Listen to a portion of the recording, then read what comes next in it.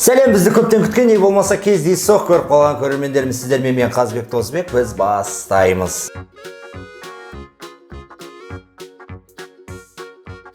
Ерболат. Yes. Мирман. Аяулым. Есімім Березат. Гүлнұр. Ақназик. Аңсаған. Сапаралы Зағырке. Жанерке. Оразбек Рауза. Жасың қаншада? 11-де. 16-да. 12-де. 14-де. 14-де. 17-де. 9-да. 8-де. 12-де. 14. Актриса деген кім? Содан бастайық. Көп киноларға түседі. Және де Қайсын болады? танымал болады, кішкене болсын.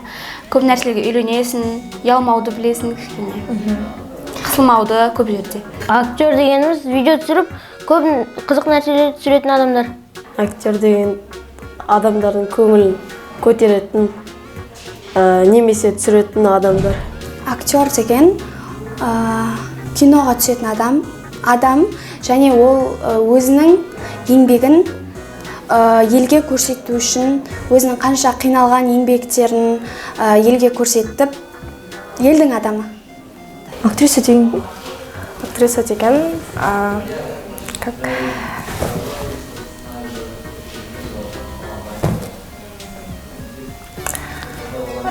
өзін сахнада көрсете білу, өзін ұстай білу шығар. Актер деген, например, бір рөлді өзіндік бір күшімен алып шығу деп ойлаймын. Актер дегеніміз, мысал үшін әр адам, мысал үшін қалай жеткізсем болады екен, өмірде өз рөлін ойнап шығады ғой. Сол сияқты бір белгілі бір көріністі жеткізуші адам деп ойлаймын. Актриса деген киноға түсетін адам. Кино түсетін адам. Бізде актер шеберде өмірде болып жатқан жағдайды киноға түсіреді ғой. Адамдар сол нәрсені эмоцияға шығарады, сол неге түскенде мысалға. Солай деп ойлаймын актер. Ал сенің сүйікті актерің бар ма? Жоқ. Сенің сүйікті актерің жоқ па? Жоқ. Жоқ. Мүлдем кино қарамайсың ба? Сүйікті кино деген сол Жезуға, Күлпаш дегендерді көремін. Кино, қазақша кинолар жақсы көремін. Қойш? Иә. Қай кино саған ұнайды? Мысалы, Мейрам студиясы, Мейрам неде? Өзіме қатты ұнайтын кино, түріктердің киносы айта берейін ба? Түріктердің киносында «Өшпес махаббат» деген кино болатын. Сол киноны көріп, кішкене неғылғам, рөлде ойнағым келіп, сол қыздың рөлінде ойнағым келген әсіресе. Сосын бала күнімде бір Индияның киносы болды ғой. Қалай еді? Аты «Келін» деген бір кішкентай индийский кино болатын. Соны көргеннен бастап менің осы өнерге деген нем ашыла бастаған, махаббатым ашыла бастаған сол кино. Анандиді көріп. Иә, Анандиді көрдім. Зухра Сапи. Зухра Сапи? Ол не себепті ұнайды ол? Себебі ол әдемі. Қандай фильмдері бар оның? Оның «Лавантер» деген киноға 1.90 деген киноға түскен. Және Кенже деген киноға түскен. Мен жақсы көрген кином «Бизнес по казахски» ұнайды маған. Және оның ішіндегі актриса Дариға Бадыкова ұнайды маған. Ол кинода ол Мақпал болып ойнайды. Есімі Мақпал болып ойнайды. Сол кино маған ұнайды. Өзіме ұнайды. Нұрлан Абаевтың киносы. Иә. Актрисам Гүлназ Жоғанова. Кешірім дегеніміз не? Кешірім дегеніміз Қалай түсінсің, кешірім дегеніміз не? кешірім, ол сенің айтып жатады, Алла разылығы үшін деп. Алла разылығы үшін кешірдім деп. Ал сен кімнен кешірім сұрағың келеді? Мен ба? Мен ешкімнен кешірім сұрағым келмейді. Неге? Бірақ ренжіткен. Қандай қателік істемегенсің ба?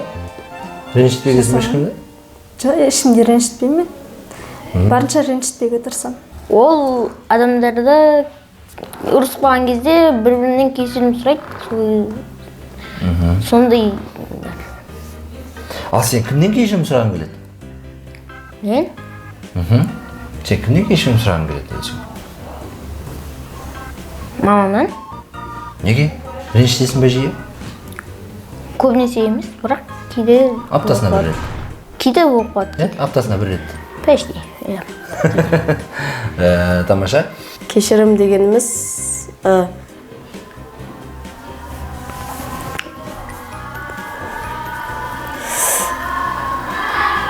кешірім дегеніміз адамдар бір-бірін өздері кешіру.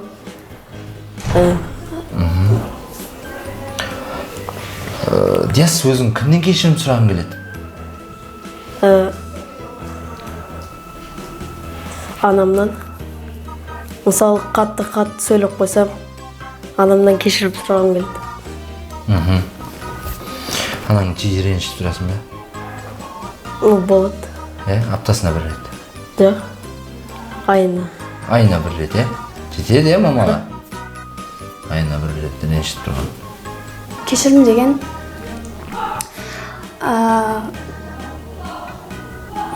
жасаған қателіктеріңнің немесе білмей жасаған қателіктерің немесе біліп жасаған қателіктерің үшін сен одан кешірім сұрайсың. Кешірім сұраудың үлкен кішісі болмайды. Сен мысалы үлкен болып кіші адамнан кешірім сұрасаң, сен кішірейіп қалмайсың. Кешірім деген өзінің қателігін түсіну. Кешірім деген біреуді, если как ренжітіп қойсаң. Ренжітіп қойсаң, содан бірінші кешірім сұрау. Міндетті түрде бірінші сұрау ма? Кешірім деген. Енді қателікті біліп, өзің бірінші қателікті білсең, если өзіңнен қате кетсе, кешірім сұрау. Кешірім деген адам баласы бір-бірін кешіре білу керек, себебі Алла тағала ең кешірімді жан. Біз Алла тағаланың алдында ешкім емеспіз. Мысал үшін бір адамға ренжісек, оны міндетті түрде кешіруіміз керек.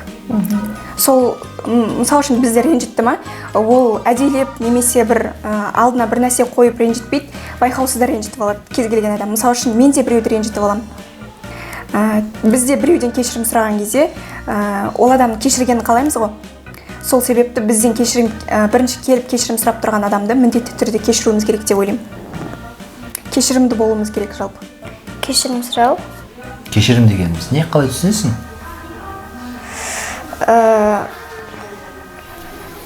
Кешірім деген біреуді ренжітіп алып, соны қайтып кешірім сұрау. Ал өзің кімнен кешірім сұрағың келеді? Мен достарымнан кешірім сұрағым келеді. Неге ренжітіп қоясың ба көп? Иә. Көп ренжітесің ба не? Жоқ, көп емес. Анда-санда? Аптасына бір-екі рет? Бір рет? Иә. Білмейсің ба? Қойшы, кешірім сұрамайсың ба ешқашан? Ешкімнен сұрамағансың ба? Кешірім деген нәрсені негізі мындай бар да, үлкенге құрмет, кішіге ізет деген бар. Жайде үлкендер те кішілер де бір-біріне сыйлай білу керек, бір-бірін. Жайде кешірімді болу керек адам бір-бірімен. Мен өз басым кешірімді адам, былай ешкімге көп андай қылмаймын. Қатты көңіл ұстап қалғанда кезім болмаған. Көңіл кешірім деген сол деп ойлаймын. Кешірім ол адамгершіліктің бір белгісі деп ойлаймын. Мысалға адам саған бір жағдай жасап қойса да соны кешіре білу керек. Ол бір адамгершіліктің бірі. Егер де былай деген ғой, адамгершілік бұл өмірдегі басты нәрсе да. Адам мысалға бұл бір болады екен да, бір. Егер де оның қасына жаңағы қамқор болу, басқа да жақсы қасиеттер қосатын болсақ, нөл болады екен. Егер адамгершілікті алып тастасақ, оның бәрі бекерге қалып қояды. Сол үшін кешірімді болу білу керек деп ойлаймын. Кешірімділік. Достық дегеніміз не? Достық дегеніміз ол сенің әрқашан жаныңнан табылатын, ата-анаңнан кейінгі ең жақын адамдардың бірі. Ал сенің жақын досың бар ма, құрбың? Иә. Кім? Назгүл есімді құрбым бар. Назгүл? Достық ол сен біреумен достасып аласың, сен екеуің бірге дос болып жүресің. Сен жақын досың бар ма? Бар. Кім ол? Бағана Диас. Диас? Достық дегеніміз бір-бірін сатпайтын адал достарды дос деп айту керек. Ал сенің досың бар ма жақын? Иә. Кім? Махмуд деген. Махмуд? Аха. Достық ол адамның қиналғанда да, қуанғанда да қасында бірге жүретін, егіз сияқты жанында жүретін досы либо подружкасы, құрбысы. егіз сияқты. Иә, всегда бірге өзіне поддержка беріп жүретін, қиналғанда көмек беретін, қуанғанда бірге қуанатын, жылағанда бірге жылайтын адам. Сондай жақын адам бар ма? Ең жақын құрбың? Иә, Амина. Достық деген бір-біріне адал болу,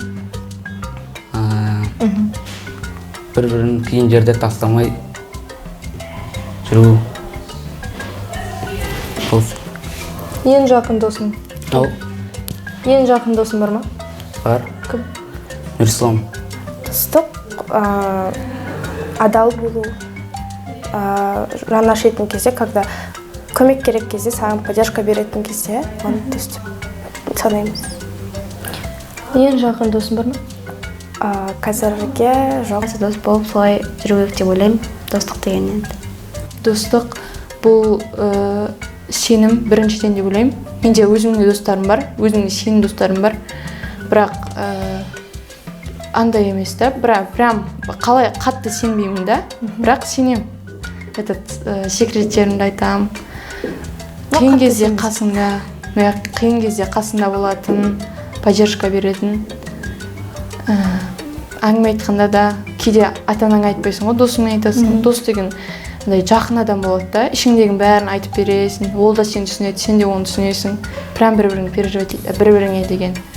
Сонда сен оларға бүткіл секреттеріңді айтып бересің, бірақ жоқ, онша қатты сенбейсің. Жоқ, сенем. Сен жаңа айтып жатсың. Иә, былай ғой, типа барлық секрет, мысалы, отбасылық жағдай болады ғой. Мен мектепте жүріп жатқан жағдайлар айтам да, өзімдікіне. Сенем былай. Мектепте жүріп жатқан айтатын адай болады ғой, мысалға, өзінің орнымен айтам да. Ол айтатын нәрсені айтпайтын болса, айтпаймын. Бірақ сенімсіздік деген қатты емес менде. Потому что менде андай нәрсе жоқ да, прям бір секретте ұстайтын, солай. Құпияларың жоқ.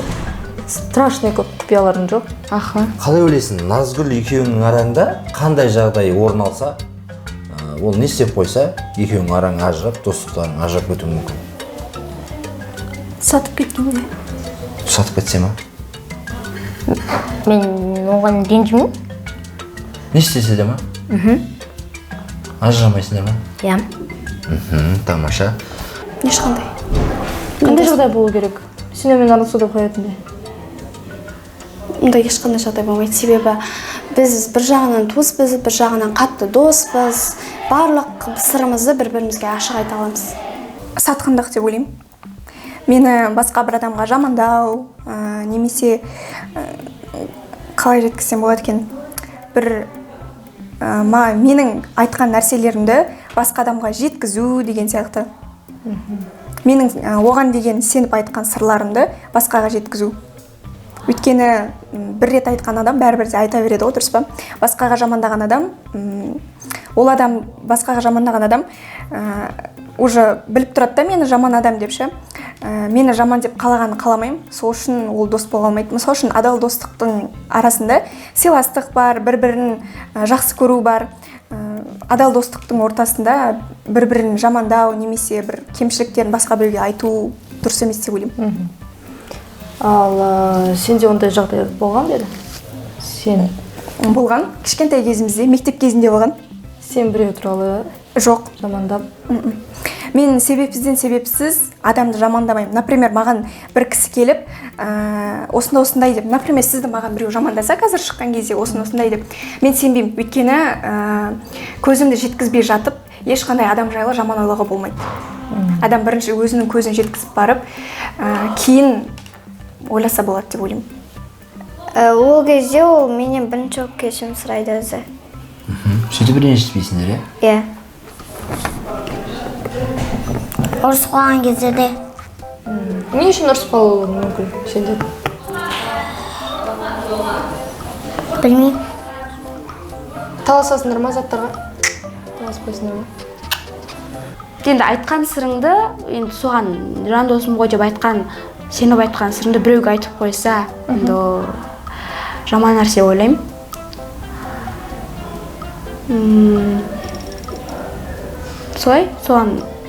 Сол кезде мен қатты араласпауым мүмкін.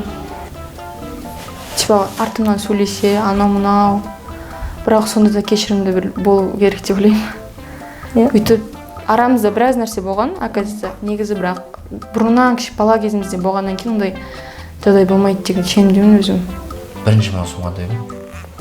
Бірінші маусым балаларды қорғау. Сол балалар күнінде кім ойлап тапқан? Қалай ойлайсың? Білмеймін. Мүндемін. Жоқ. Балалардың көңіл күйін одан әрмен көтеру және балаларды қазіргі кезде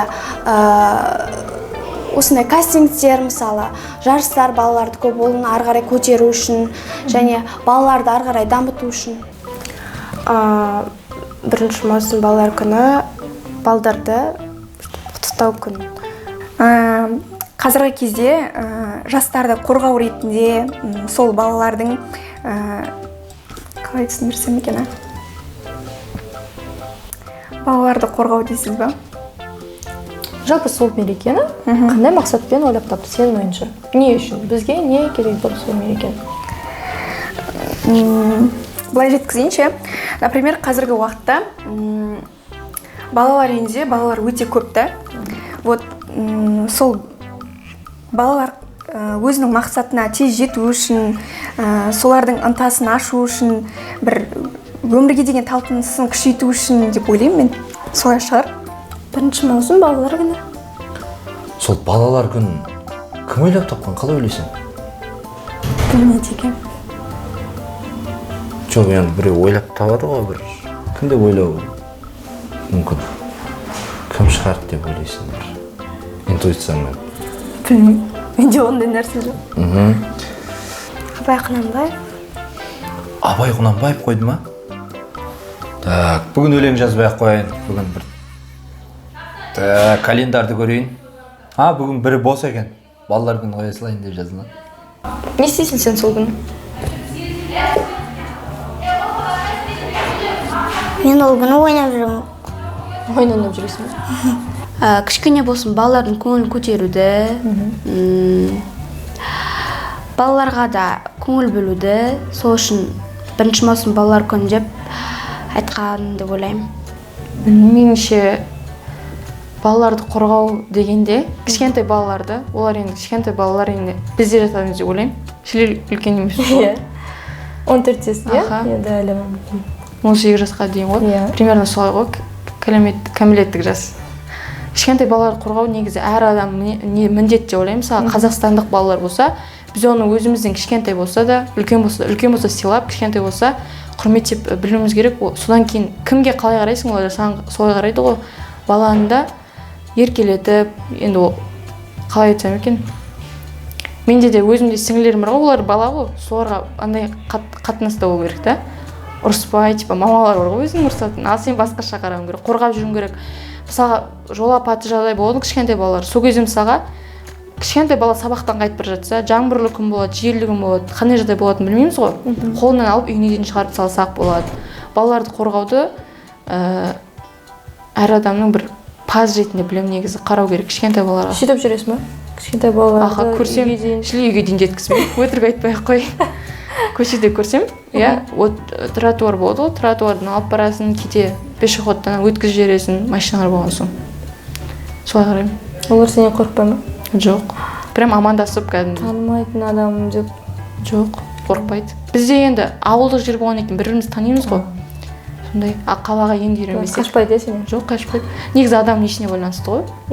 Күліп жүрсең, күлсең, бірінші андай нету керек та, бірден қабақты нетпеу керек, прям барып күліп, араласып, ашық болсаң, ұстайсың да жүр деген сияқты әңгіме айтып сөйтіп кетесің. Солай. Супер қабілет дегенге сенесің ба? Сенбеймін. Неге?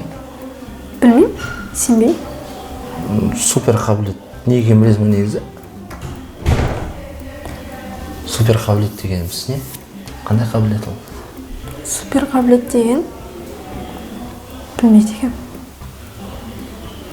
Қандай болады ғой? Адам ойын оқып қойып, или болмаса бір жерден бір жерге пайда бола салатын бір сиқырлы әрекеттер болады. Енді өмірде болмауы мүмкін, бірақ елестетіп көрейік. Сондай супер қабілеттер бар деп елестедік. Түрлі супер қабілеттер тұр да, біреуін таңдау жаса десе, қандай қабілеттерін таңдайтын ең? Көрінбейтін адам. Көрінбейтін адам? Неге? Көбінесе жалғыз болғанды қалаймын. Ал сол қабілет саған берілді дейік. Көрінбей қаласың да сен. Сол арқылы қандай жақсылық істей алатын ең? Қандай жақсылық? Қолымнан келгенше жақсылық жасайтын едім. Мысалы? Сол қабілетің арқылы. Мұқтаж жандарға көмектесетін едім. Мұқтаж жандарға қалай көмектесесің? Көрінбей қалып көмектесесің ба? Көрінбей қаласың. Супер қабілет деген не екенін білесің ба? Супер қабілет? Ол андай тез жүгіру, одан кейін бір жаққа тез жету, сондай сияқты. Адам ойын оқып қою. Сондай сияқты супер қабілеттердің түр-түрі саған беріліп тұр дейік. Саған біреуін таңдау жаса десе, қандай супер қабілеттерін таңдап алатын ең өзіңе? тез жүгіретін. Тез жүгіретін. Ол қабілет саған берілсе не істейсің? Жүгіріп жүрем. Құр жүгіріп жүре бересің ба? Иә. Елестетші, саған супер қабілет берілді, тез жүгіретін. Ол арқылы қандай жақсылық істей алатын ең? Мен? Адамдарға қандай жақсылық істей алатын ең? Адамдар, дәу адамдарды, жасы асып кеткен адамдардың жолдан өткізіп жіберуге. Мысалы, көрінбей кету. Көрінбей кету? Неге? Просто. Елестетші, сол көрінбей кететін супер қабілет сенде бар. Ол арқылы қандай жақсылық істей алатын ең адамдарға? Істей алмайсың ба ешқандай жақсылық? Оны ойлану керек. Суататын. Суататын? Үйді қолмен ше. Қолды бүйткен кезде суатып кететін ба? Иә. Сол қабілет берілсе не істейсің? Сол қабілет берсе, андай өрт болып жатқан жерлерді сөндірем. Сондай жақсылық жасайсың ғой, иә? Тамаша. Кезде ағаммен суатысып ойнаймын. Тамаша, өте керемет екен, иә, сенің ойың? Атанаң саған барлығын істеп берем деп тұрса, ең бірінші не істетіп алатын ең? Маған ештеңе керек емес. Өзім істеймін. Біріншісі сол, ана жетім немелер болады ғой, андай. Тек дом сияқты, ше. Сол жақтағы балдарға көмектесіп дегенде ғой, андай азық-түлік апарып, сол жақтарды көріп. Қойшы соны сұрайтын бері, өзіне ештеңе сұрамайсың ба? Өзіме? Иә. Сұраймыз ба? Не сұрайсың? Өзімде бәрі бар ғой деп. Бәрі бар.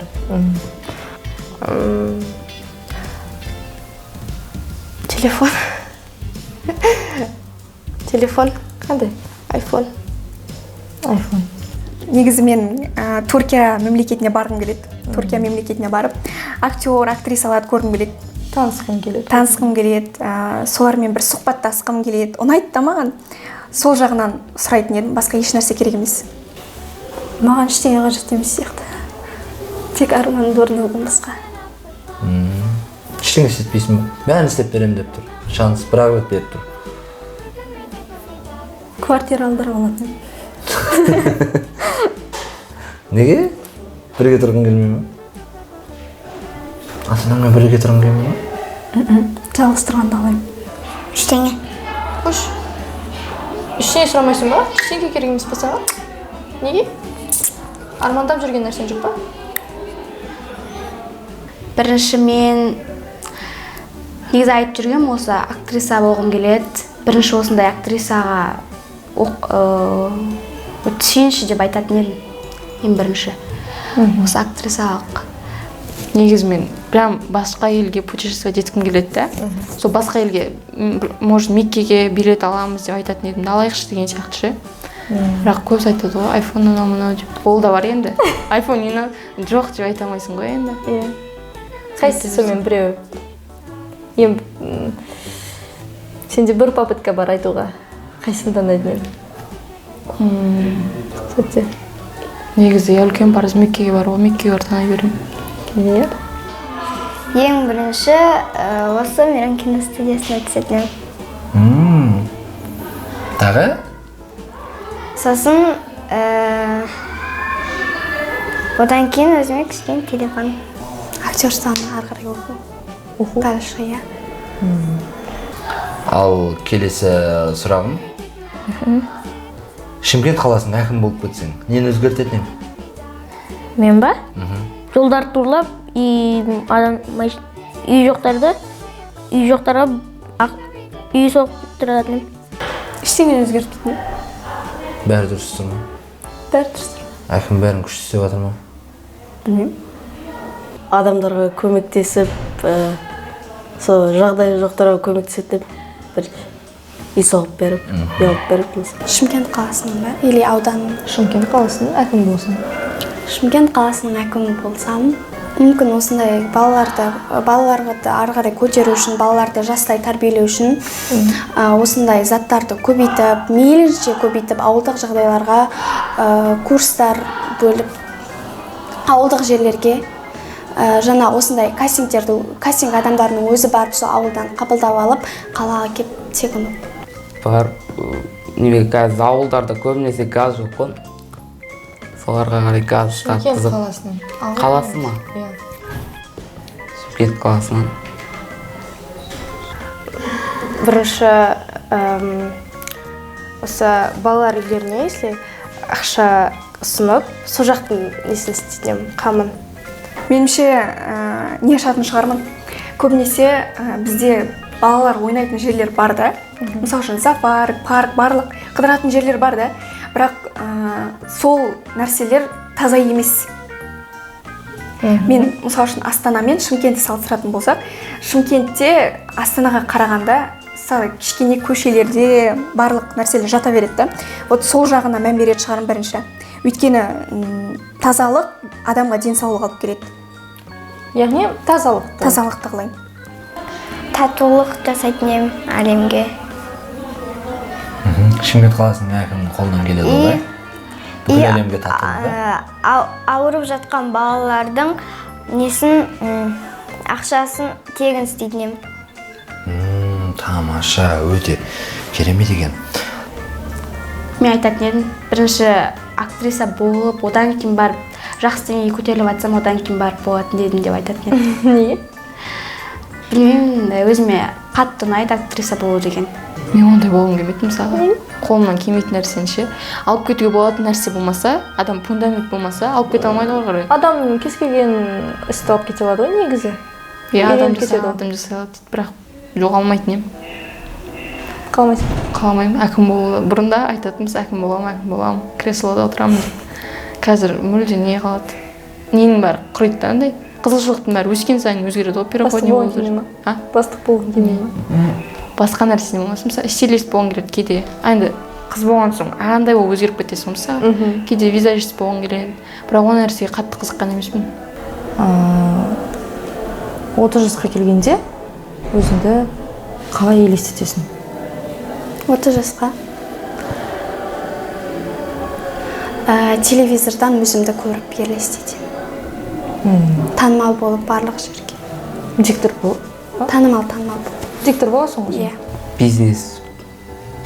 Өзім немен бизнес бастап бір фура айдап жүреді ғой. Сондай сияқты не істегім келеді. Фура айдайсың ба? Фура бизнес ашып. Өзің айдап жүресің ба? Ау? Өзің айдап жүресің? Сондай айдайтын тауарлар тасып. Басқа елге қарай не істеп та. Бар. Сондай нәрсе саған қызық, иә? Сондай нәрсе қызық. Ал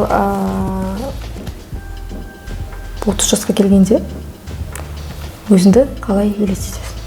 30 жасқа келгенде өзімді әдемі. Әдемі? Иә. Тағы? Кішкене әжім болады ғой енді. Қойш? Иә. 30 жасында ма? Иә, кішкене болады ғой. Күтінсең болмайды ғой? Енді күтіну керек қой. Әжім түспеу үшін. Енді күтінетін шығарсың? Иә. Тағыл, жарайды, жақсы. Кішкене әжім бар. Кішкене, иә. Бірақ әдемі қыз. Сосын. Жалпы не істейсің 30 жасқа келгенде? 30 жасқа келгенде тұрмыс құрасың. Бала шағаң болады. 30 жасқа келгенде. Үйде отырасың? Жоқ, жұмыс. Жұмыс істейсің бе? Қандай? Если актриса рұқсат берсе, если актриса болады деді.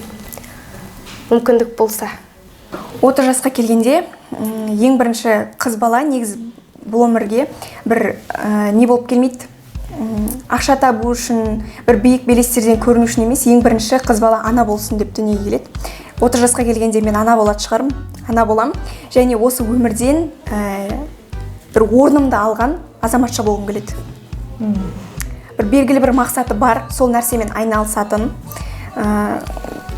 Кейбір аналар болады ғой, тек баласын босанып, не істерін білмей жүрген. Мен ондай болғым келмейді. Балам болса да, өзімнің айналысатын жұмысым болған қалаймын. Өз орнымды таптым. Иә, өз орнымды тапқым келеді. 30 жасқа келгенде? Иә. Елестетші. Может, актриса болып жүремін. Мүмкін. Иә, киноларға түсіп жүремін, мүмкін. Ол да. Ол кезде енді оқып бітіріп қойғам. Примерно тұмдыққа да шығып қойған болатын. Ол кезде бала шағаммен отыратын шығармын. Бәрібір де карьера болса, өмірде осыны жалғастырасың ғой. Осыны алып кетсең, осыны алып кетесің. Басқа нәрсе болса, басқасын алып кетесің. Сөйтіп өмір сүре бересің. Алда не болатынын білмеймін, мысалы ертең не болатынын. Өзіңді қалай елестетесің? Примерно Кайли Женнер сияқты кәдімгі. Ойнап айтып жатыр. Нет, олай емес. Кәдімгі бақытты, осы өмірде. Ұлы ана. Аға, ана. Сыйлы жар. Ене деппін ғой. Келін болып жүрген. Елестетем солай. Қандай өнерің бар бізге көрсететін? Өлең оқисың ба? Оқысам бола ма? Иә. Абай Құнанбаев қыз туралы бар. Ақ киімді, денелі, ақ сақалды, соқыр мылқау танымас тірі жанды. Үсті басы ақ қырау, түсі суық, басқан жер сықырлап келіп қалды.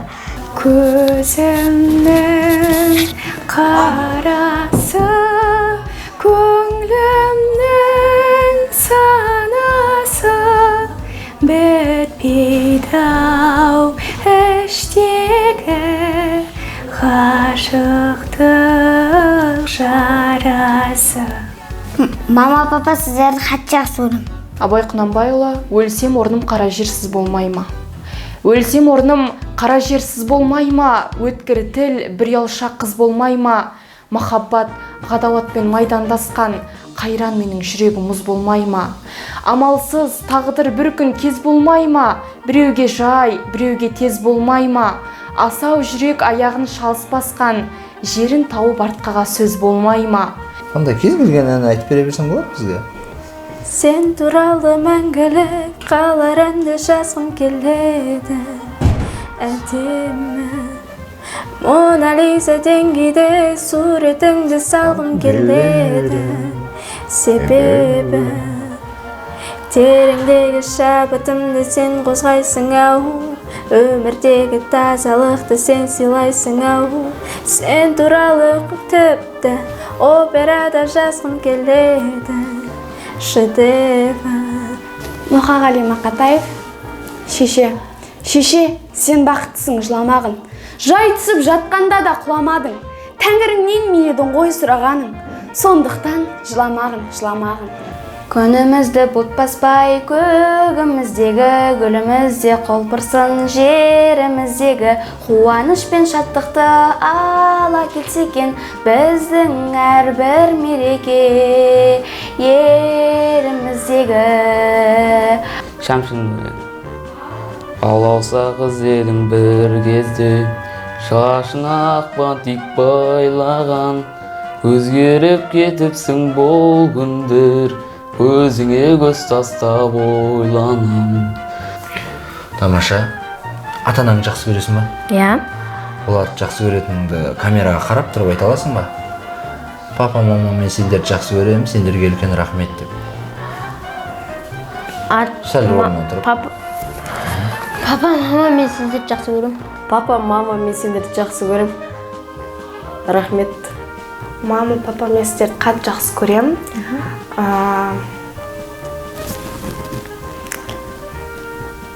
Сіздердің үміттеріңізді ақтаймын. Құрметті көрермендер, егер де сіздің де балаңыз дәл осылай сұхбат берген қаласаңыз, біздің Жұлдыздар Академиясы сіздің балаңыздың жұлдызын бірге жағамыз. Әзірге рахмет, сау болыңыздар.